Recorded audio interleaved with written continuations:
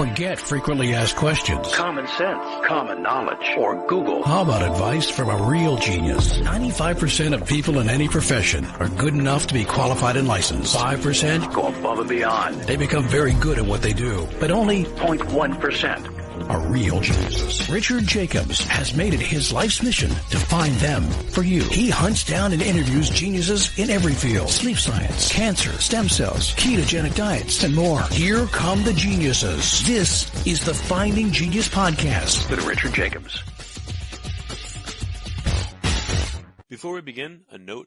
I'm Richard Jacobs, Executive Director of the nonprofit Finding Genius and host of the Finding Genius podcast. In late 2016, I was rear-ended 65 miles an hour by a truck on the highway, which sent me off-road to a ditch. The impact of the collision gave me a concussion and other injuries. At the hospital, a CT scan showed that I had thyroid cancer. It was then, when I had a biopsy of my neck, that I realized even if I wouldn't want a second or a third biopsy, the pain and the invasiveness. And appointments at that time for thyroid experts is 6 months out. And I was worried about dying now, even if it was irrational. So because of that, I've decided to raise money to conduct a literature on steroids, on the causes of anxiety, and a condition that affects well over hundreds of millions. Our goal is to create a codex, a guide that reveals all possible anxiety and depression for people that live with it or for loved ones that have it, as my wife. To find out more about our fundraiser, .org, and click on initiative. And now, to our guest. Hello, this is Richard Jacobs with the Finding Genius podcast, now part of the Finding Genius Foundation. I have Dr. Will Bateman. He's the CEO of what's called CCell Renewables Ltd, CCELL. And we're going to talk about, I guess what they're calling a hybrid coral reef that uses renewable energy to transform sea minerals into stone. So sounds very cool. The website is ccell.co.uk. So Will, thanks for coming. How are you doing today? Thanks for inviting me. Well, tell me about CCell. What's the premise of the company? So CCell's fundamental goal is to provide coastal protection by turning back.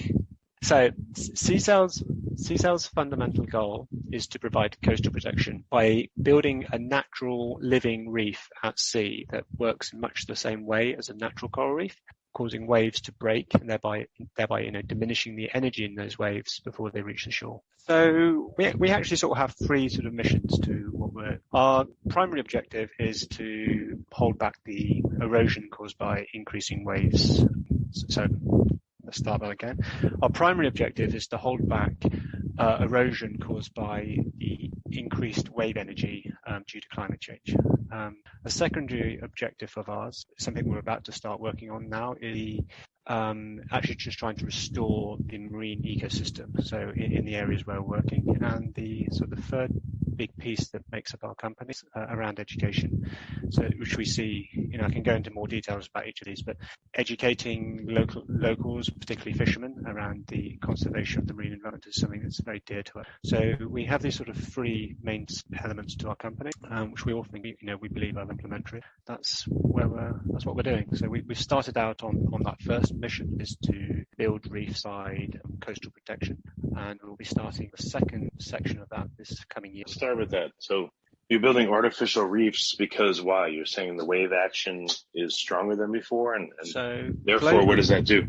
Yeah, so globally, there's a really good paper that was put together by the University of Miami and a team in Spain, and they've looked at the global wave climate, and they've shown that over the last sort of 30 years, the wave climate's increased by about 0.41%. That's quite a precise number, but obviously that's an average globally, and that's due to stronger wind, and that blows across the water, creates larger waves, etc. Increase is not uniform across the world. So in areas like where I am now in the Yucatan in Mexico, the sea out here is increasing by about 1 to 2% per year. In some of the areas we looked at, they're getting about a 4% per year increase over the last 10 years. So what we think is happening is that growth in wave energy is just starting to accelerate. But as I said, it varies. So some places are actually seeing the wave climate reduce. So it is very variable. But you aggregate all of that up on a global perspective, the best estimates that we've seen suggest that 70% of coastlines are now seeing increased erosion, and it's a significant problem in every nation or every coastal nation in the world. Well, so I've never heard the term wave climate. Again, what's the implication? What happens? So increases or decreases? So what happens? Right. So if you think about a wave, you think about waves on the ocean. We we surf, etc. So those waves are now, we aggregate that up over the last, say, 10, 20 years. In most cases, they're about, say, 20, 30% bigger. The amount of energy in them is 20 to 30% more than it was 10 years ago. Now, the implication for an area like this is that 10, 20 years ago, Cancun and most of the eastern South Mexico was not really that developed. Hotels were coming in. They've seen a massive sort of increase in tourism really in the last decade, decade to 2 decades. So 10 years ago, everyone was happy. Fantastic beaches. Places like Playa del Carmen are literally named after. Playa means beach in Spanish. They had tons of sand. They had beaches typically sort of 50 meters wide.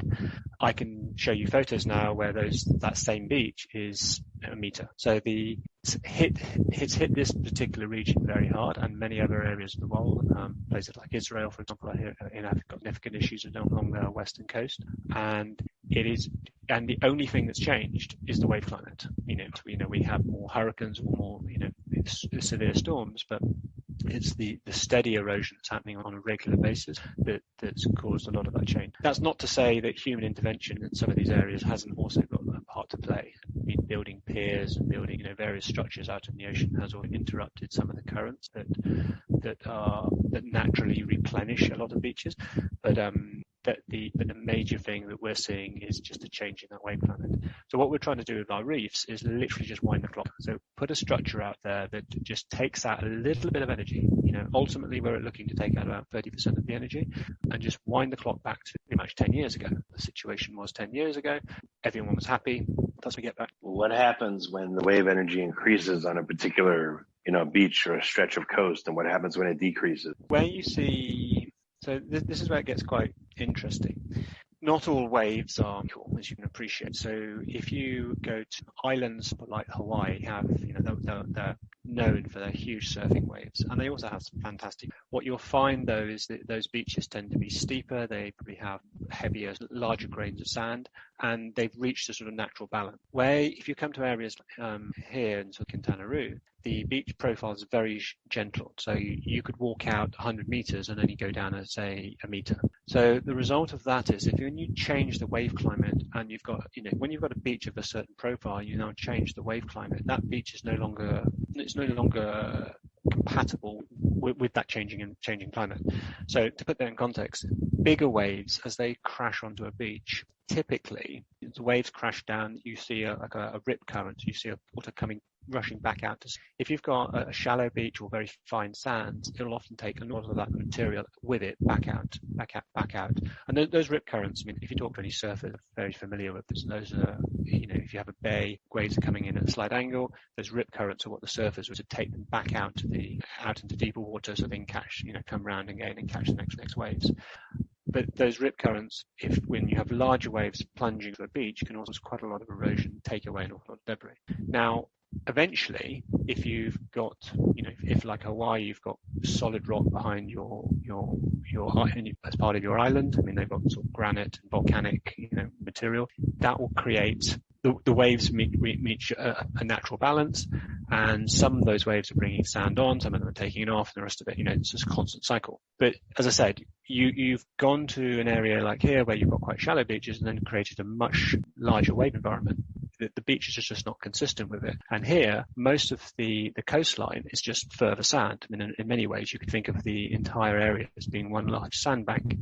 So when the sea starts coming in and erodes away, it just keeps going. And you've now got houses, you've got hotels just literally just falling into the ocean because the bedrock. Before we continue, I've been personally funding the Finding Genius podcast for 4.5 years now, which has led to 2,700 plus interviews of clinicians, researchers, scientists, CEOs, and other amazing people who are working to advance science and improve our lives and our world.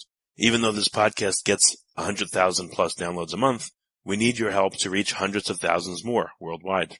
Please visit findinggeniuspodcast.com and click on Support Us. We have 3 levels of membership from $10 to $49 a month, including perks such as the ability to see ahead in our interview calendar and ask questions of upcoming guests, transcripts of podcasts you're interested in, the ability to request specific topics or guests, and more. Visit findinggeniuspodcast.com and click Support Us today. Now back to the show. Where does the material erode to? Does it get pulled out into the ocean goes out to sea, but it has to go somewhere. Would it build up would it change the profile that the waves encounter as they move towards the beach? Would it get less steep and therefore change the wave action and make it less energetic or more, or what would it do? In this sort of area, I mean, you've got, as I said, you've got incredibly shallow coastline, so it would take a long time before it would actually get back to a sort of a natural equilibrium. So what you're seeing here is the sand is basically eaten away from the coastline. The beaches are, fallen back. In this particular site I'm at, it's moved back about 10 meters in the last 5 years, and that material is essentially washed out to sea. Now, what we are also seeing is you often see sandbars forming out at sea. Now, those are really interesting because if they occur in the right place and you then get the right storms coming from the right directions, they can actually bring that sand back on. So it's wrong to say that large waves always cause erosion. Large waves from the wrong direction cause erosion. Large waves from the right direction can also put sand back onto a beach. So, you can get a mixture. Just to complete that picture, the other thing that you have to be wary of is the smaller waves that come onto a beach are actually really good.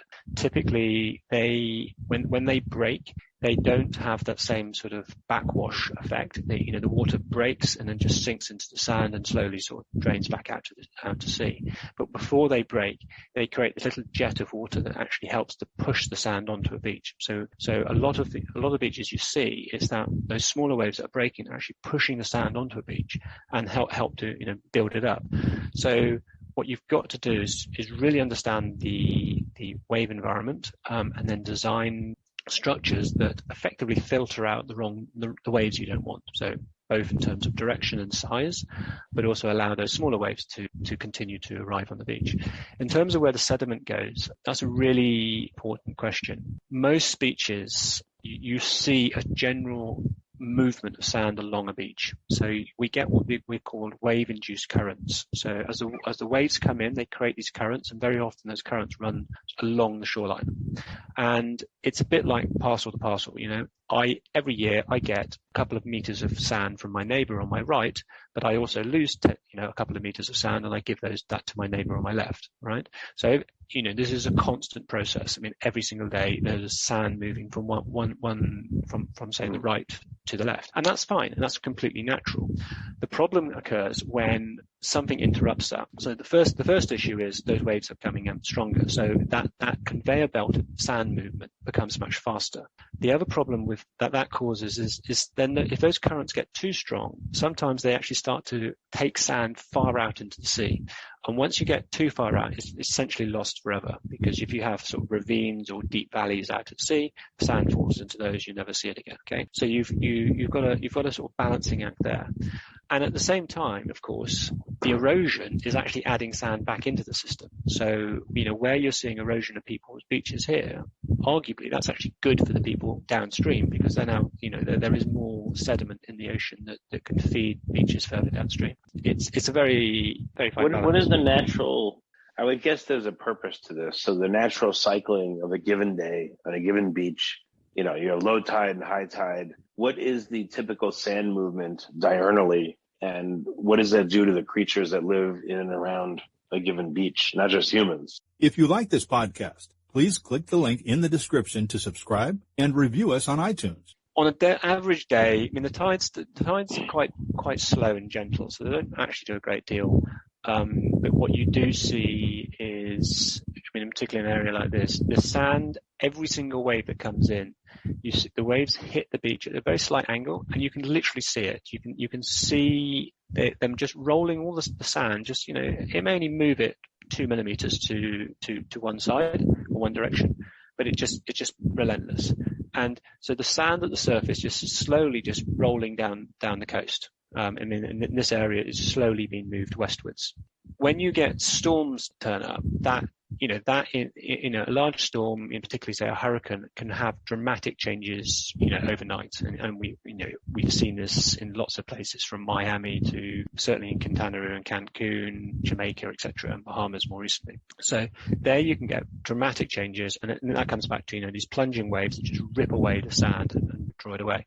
The issue, just to be clear, there is nothing that we can install that's going to stop a hurricane, and we wouldn't even want to. But what we are trying to do is try to build up that sort of sand in front of a beach, so that when a hurricane does hit, it takes longer before it's got an awful lot more sand to munch through before it then actually does anything detrimental. And hopefully, in most cases, hurricanes move through an area reasonably quickly. Although, we've seen instances recently where I think it's Hurricane Dorian sort of parked itself over the Bahamas for a long period of time. What happens naturally when there are reef structures? There's a coral reef off the shore, and there's a storm versus yeah, not. Exactly. Yeah. So coral reefs are, nature's sort of answer to a lot of this, phenomenal for a whole range of reasons. So starting out, in places like the Maldives simply wouldn't exist if it wasn't for the reefs themselves. So what the reefs do is they are actually they provide that sort of natural filter. So larger waves get the energy taken out of them, but they also can be, a good reef can actually cause those waves to break. So once a wave breaks, I mean, just as again, imagine those waves breaking in Hawaii, just huge rollers, they tear themselves apart. So they can still be very ferocious, but if you can get those waves to break far enough away from the land, they will basically sort of filter themselves out or petered out by the time they get closer to shore. Now, what's really interesting about that phase after the reef, between the reef and the shore, is when the waves are coming in, they're big, they're ferocious, their depth of penetration is quite large. They will pick up an awful lot of sediment, churn it around, and carry that sand around. Once they start to lose energy, their ability to carry sand diminishes quite rapidly. So larger grains of sand will start to fall out. And then eventually, as the wave peters out, you'll find that the finer silts sands will fall out. And if you can do that, then what happens then is you now start to bring sand in, which is being picked up from the seabed far out at sea and brought in towards the coast and then deposited closer to the coast. And again, it's very, very small amounts within each individual wave, but cumulatively over a period of time, a couple of hours, thousands of waves coming in, that starts to become quite a noticeable quantity. And to put that in context, the reefs we installed here is not fully developed. We've put in a reef which is a metal structure. We're still growing rock on that. But we've seen just as a result of that reef, we've seen the sand on the shoreward side, quite close to the reef. This is, but it's increased by, we think, about 30 to 40 centimeters. And that's just because we've taken out just a little bit of energy. So that sand that would otherwise have just, kept on moving has just dropped out of those waves. So did the beach get deeper, meaning that instead of being a foot wide, it was 2-3 feet wide? It's marginal at the moment. So we think it's probably about 2 or 3 feet, as you say, 2 to 3, maybe 5 feet wider than it was. But I'm hesitant to say that we can sort of lay claim to having done anything significant just at this point. I want to, but you've got to look at the cycle across around about a year. So whilst we've studied, we've measured the beach before we started. We measured it just a few weeks ago, and we are seeing an improvement of the beach here relative to either side of the reef. So we're fairly confident this is an effect. But as I said, by improvement you mean the beach is longer? It's slightly wider. Yes. Oh yeah. All right. Let's get some terminology. So if I'm walking towards the ocean, and if I come up to the sand, I'm about to step in the sand, and I look at the ocean, what do you call the distance between the start of the beach where I'm at and the water's edge? Is that width, height? What would you call it? Good point. I would say that was the width. Okay, so the direction straight in front of me, how far I have to walk to get onto the beach is the width. Yeah. Okay, so again, your metric of success is that the width of the beach has increased. Yeah. And what are some other metrics, and what are some other countervailing possible issues that happen if you widen the beach? Sorry, what are... So if you widen the beach, does anything negative happen, or again, what does it mean that it's better? Does it just mean that it's more suitable for people to hang out, or what? Very, very good question. You can actually make things worse. You can get these. So what a lot of other companies have done is they've installed sort of breakwaters at sea. So what we're fundamentally trying to do is nothing particularly particularly new. It's just the approach we're taking is very different. But you can build breakwaters, and you can get these things called tombolos, right? Where it's, I don't know where that term comes from exactly, but it's essentially where the sand grows so much, it actually goes out and touches the breakwater you've created. Now, if that breakwater is close enough to the shore, that's not an issue. But what often happens is people will put these things out there, so it can be 100, 200 meters off from the shore, and then they get a sort of a sand pathway forming going all the way out to the structure. Now, the person who's put that structure in is going, oh, this is fantastic, I've got all of this beach. But what you've now done is you've actually created an artificial barrier. So that, that conveyor belt of sand that I was talking about, as that sand now comes in from from the upstream direction, and it meets this structure, it actually then gets diverted way out to sea. So the result is that whilst you're thinking this is fantastic, your neighbour who's downstream of you gets completely messed up, because they are that's natural sand which would have moved down towards them is no longer going to go anywhere close to them. So it's really important where unless that was your aim and you've done the modelling and you backed it up. But generally speaking, that type of having too much sand is also bad. So what you've got to do these things in moderation. So for us, we've put this reef out there. We are going to monitor things carefully, and if we start seeing that sand building up too much, what we'll actually be doing is going out and taking out elements of our reef to allow more waves to come through to actually keep the balance in check. So what do the reefs you put in look like? You said one was made of metal. Are they typically made of metal? And what are the materials choices and what's that happens? Yeah, so at the moment we use recycled steel rebar. So they are rebar. Yeah. Wouldn't the iron? Steel. So like what you'd find on construction. Yes, they would if you leave them alone. But because of the electrification we do to the structure, they don't rust. In fact, they do the exact opposite. So we build these structures. They are the simplest way to describe them is probably they're about the size of a typical sort of dining room table, sort of 2.5 meters long, maybe 2.5 meters wide, and they're about current ones we've got here are about 1.2 meters high, and they are essentially just a big arch. So you can think about trying to think of some comparable shapes, but it's just a simple arch with steel mesh on the exterior surface. And these are placed end to end to create a structure that you run along the top of them at low tide, and as the waves come in, we've got you can imagine the whole sequence of horizontal bars, almost like, just think about something like prison bars but closer together. Okay. So the spacing of 20 centimeters apart. The bars aren't as wide as what you'd have in a prison. They're only a centimeter. I understand. About 6 mil wide, 6 to 8 mil wide, depending on what we do. So it's like you're dropping a covered cage, I guess. That's right.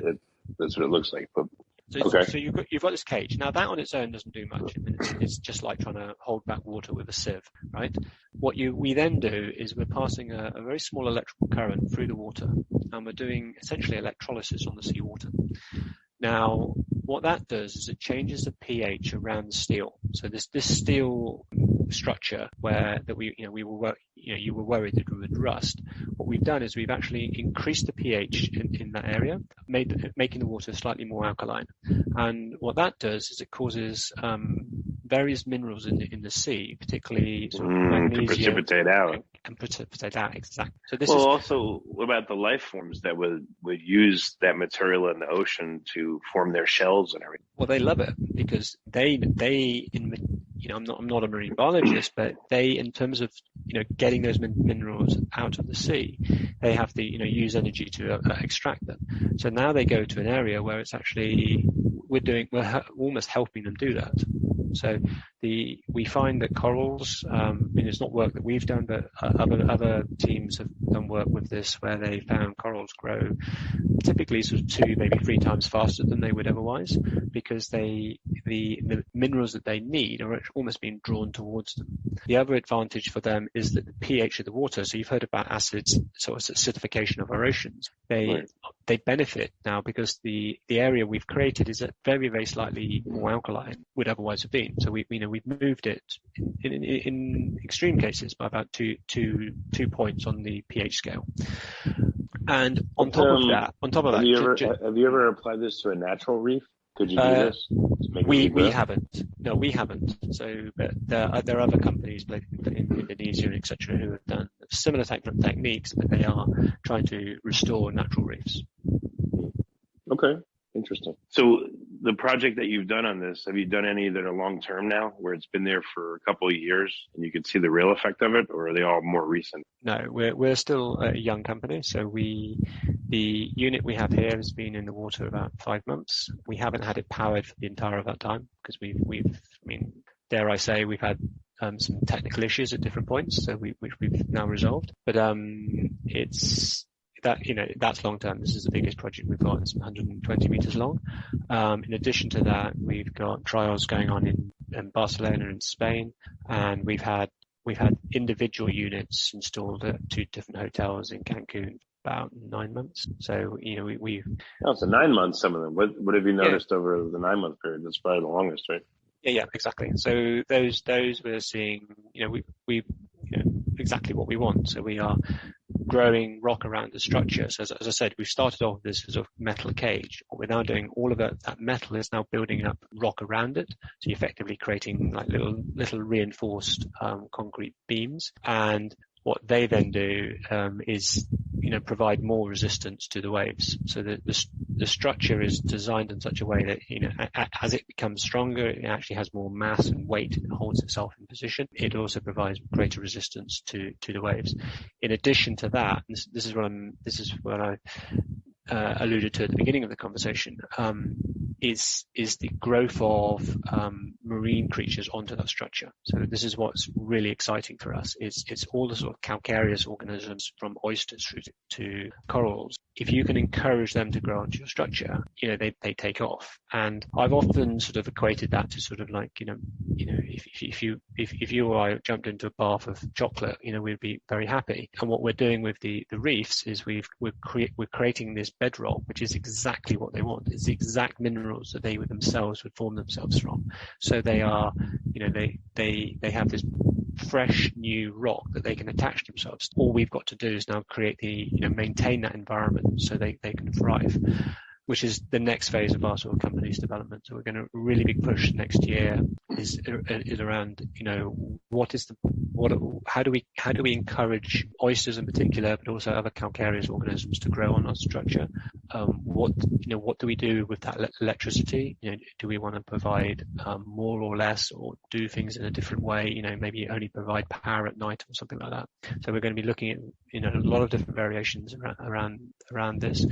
The other aspect of it is about the fish life itself, and this touches on the educational side to what we want to do with the company. Fish, an intrinsic part of any reef. They are really important because they go in, they eat the algae, they eat the algae off of corals, they keep things healthy, even to the point their poop settles down on the sea floor, and that's what things like seagrasses can thrive on.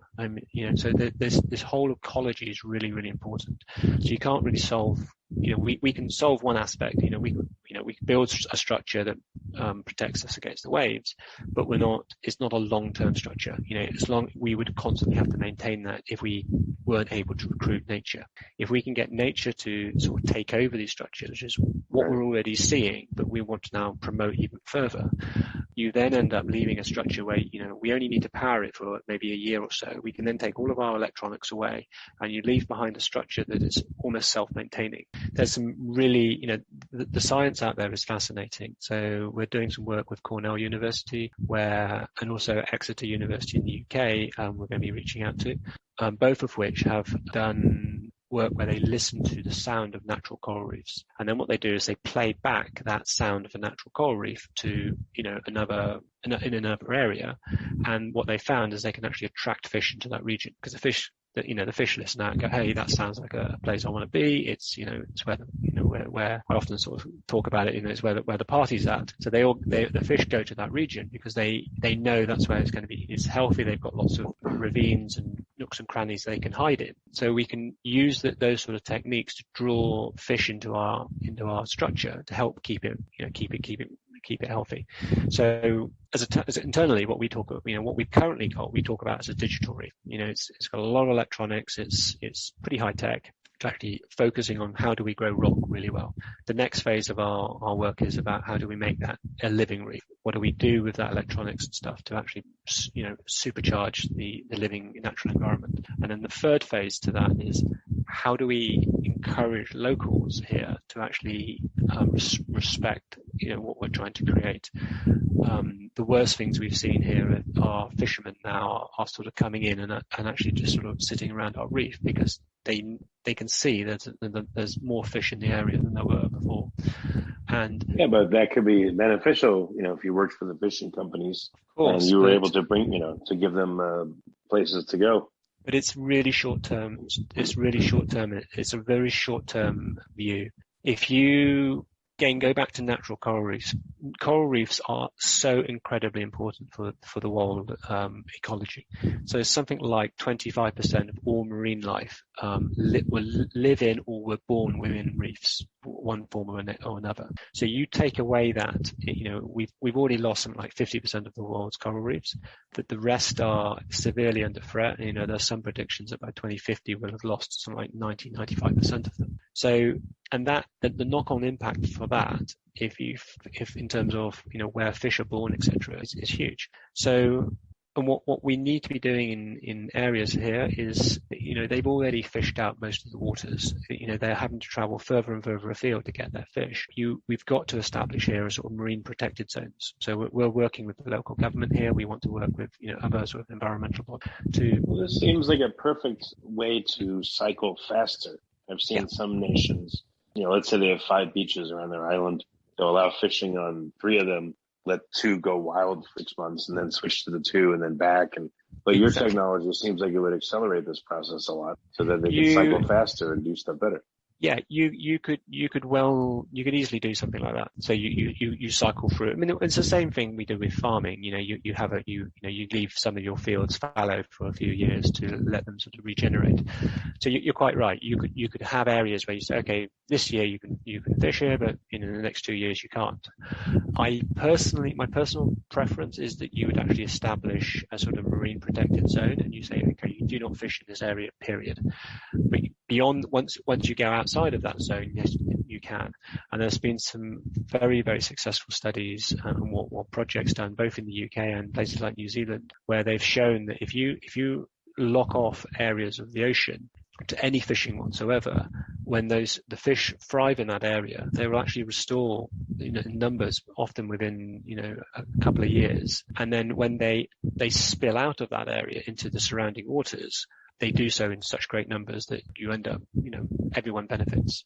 And that's where, it's not our job to go around setting up marine protected zones, but what we need to be doing is working with the experts and the governments in these regions to say, look, we can help with that, that nursery element of the system. We can help create reefs where there's never been reefs before.